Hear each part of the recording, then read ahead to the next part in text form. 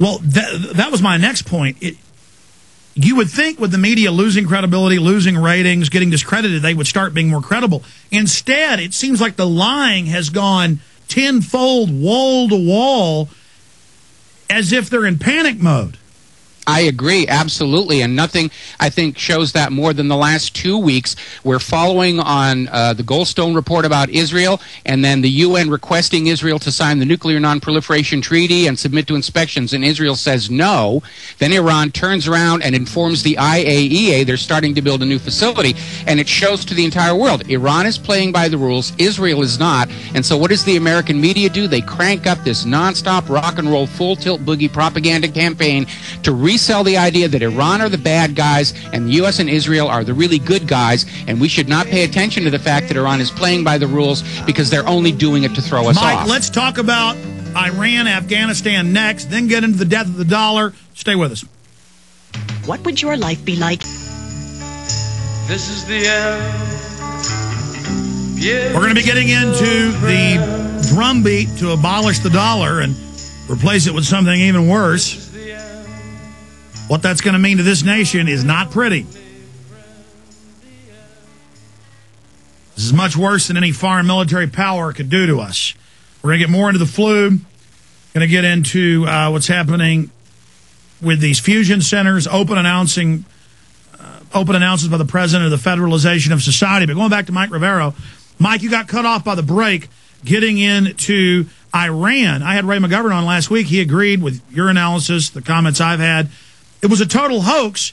Iran is always building these enrichment centers. They have a whole bunch of them. The site was known. They're getting ready to open it in a few months. They said, here is a site that gets enrichment up to about 85%, non-weapons grade. We'd like you to come inspect and set up stuff here. And the media hoaxed it here and said, we found a secret base. And then the next day, oh, well, they told us about it sneakily. I mean, that's the contempt the media has for us. It was all a big hoax. Well, first of all, the enrichment for fuel rods is only 5%, not 85%, and that's what Iran is basically working on. And the idea was, as I said, the reason for this incredible explosion of anti-Iran propaganda was to distract the rest of the world from the fact that Iran was playing by the rules of the Nuclear Non-Proliferation Treaty, to which it is a signer, and it was playing by the rules set down by the International Atomic Energy Agency, and only the week before, the United Nations had asked Israel to sign the NNPT and submit to inspections, and Israel said absolutely not. Last spring, the United States asked Israel to sign the NNPT and submit to inspections, and Israel said no. Do you remember Barack Obama's first press conference as president, and Helen Thomas asked him that direct question? What countries in the Middle East today have nuclear weapons? And Barack Obama put on his tap shoes and he tap danced away and talked about non-proliferation and threats to peace and all the rest of it. And the reason he avoided actually answering the question is because under the Symington Amendment to the Foreign Appropriations Act, it is illegal for the U.S. government to send any kind of financial aid to any country that has nuclear weapons and nuclear weapons technology that is not a signer of the Nuclear Non-Proliferation Treaty or allows IAEA inspections. In other words, all these billions and billions of dollars our government keeps giving to Israel is illegal if Israel has nuclear weapons. And so there's this sort of a secret nudge, nudge, wink, wink understanding between the U.S. and Israel where the U.S. will always pretend not to know that Israel is a nuclear power so they can go on looting money from the taxpayers and sending it to Israel. Now, that's saying that Israel can't protect themselves. I want you to continue your comment there, but I want to go back to this enrichment issue. I'm not a nuclear engineer like Bob Bowman or somebody, but I want to be clear from what I've read in the press, or if you're saying this is false, 95% centrifugal enrichment is what they need for an A-bomb, for weapons grade. Correct. Now, the debate is they've said you don't need a high percentage for regular fuel rods. Why can some of your centrifuges get up to 84, 85, 86%? The point is it still won't make a bomb. My point is they do have centrifuges, I believe Iran's admitted this, up to 80-something%, but the point is it's nowhere near the 95. Getting that other 10% is very, very hard to do compared to what you're saying about them only needing 5% for fuel rods. Well, then the question is, why do they need that? Then the other debate comes in. They're many years away from a primitive A-bomb, no delivery system. The U.S. and England helped give Pakistan nukes and delivery systems. Israel has 400 or more nukes. They have high-tech delivery systems. Why is everybody picking on Iran? Well, everybody's picking on Iran because if you look through the newspapers over the last several years, Israel is the one saying, please go pick on Iran. We're afraid of Iran. Iran hates us. Ahmadinejad wants to wipe Israel off the map. It's the same kind of propaganda campaign we saw leading into the attack on Iraq. Israel says, go kill them. The U.S. government says, yes, master, I must go kill. And the American kids are going to go die in the deserts of Iran because Israel has declared Iran is the next target and the next enemy. And, of course, Iran is sitting on a lot of oil, especially in the south of the country. Iran is talking about avoiding the dollar as the oil currency of choice. They're going to go to the euros, all kinds of other things which are threats to American financial interests. Because the U.S. doesn't have anything to sell, we're using our threat of war to keep other countries to go along propping up U.S. debt. Now, the other aspect, and the reason they're pushing for yet another war in this huge mess of wars we've already got going, if you go back and you look at history, the U.S. got out of the crash of 1904 by getting into World War I. They got out of the crash of 1929 by getting into World War II. Now we're in the crash of 2007, and it's not a coincidence. Our government is trying to create a major war to distract us all from the fact that the U.S. government is what screwed up the economy and this country. And by the way, that's not your opinion. The Rand Corporation a year ago said we need a giant multi-theater war on the scale of World War II to bring in the New World Order. And they need that political diversion or stage terror or a swine flu pandemic or all three of them combined. We're entering the danger zone right now. Mike Rivero, let's continue to talk about that on the other side. Then I want to get into the media saying it's the Arabs that are going to kill the dollar when it's our own G20, our own Geithner saying they're open to moving away from the dollar.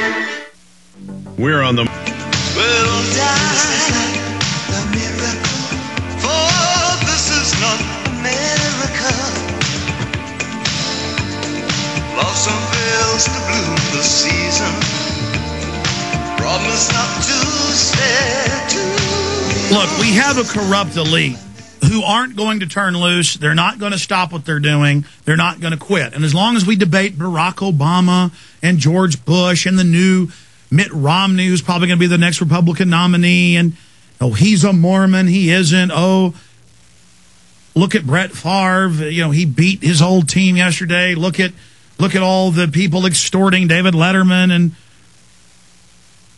all these other people. It doesn't matter. It's all theater. Obama is continuing the exact same policies on every point of Bush, just different rhetoric.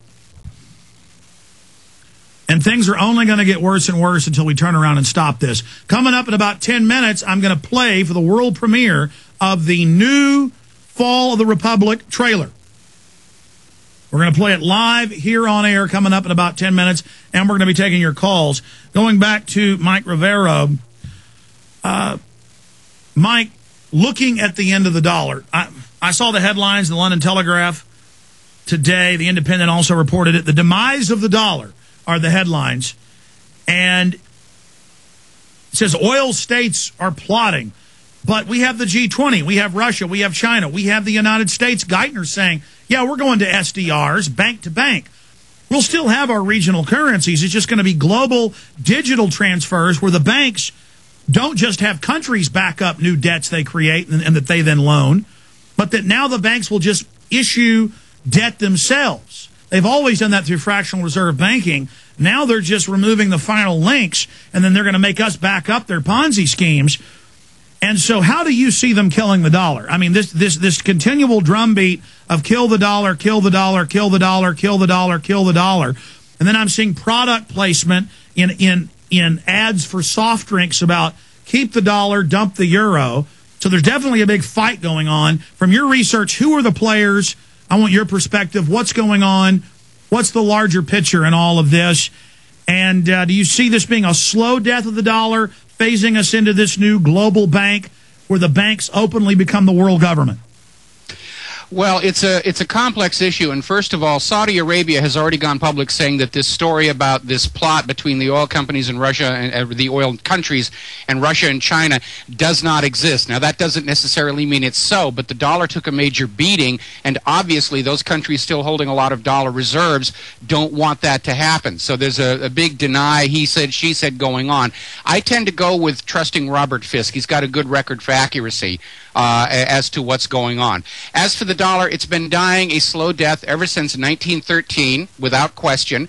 And the problem I have is this whole reserve interest-bearing banking system ultimately is doomed to crash after crash after crash, because the instant that first debt-based note goes into circulation, more money is owed to the banking system than is actually in existence. When everybody talks about all this huge government debt the U.S. owes and all the debt the American people owes, it's not money that ever really existed. It is the accumulated compound interest over decade after decade of reckless spending by the U.S. government. And of course, the Federal Reserve is a private bank. It's no more federal than Federal Express.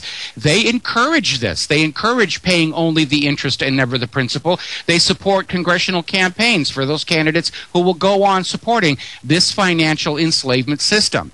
And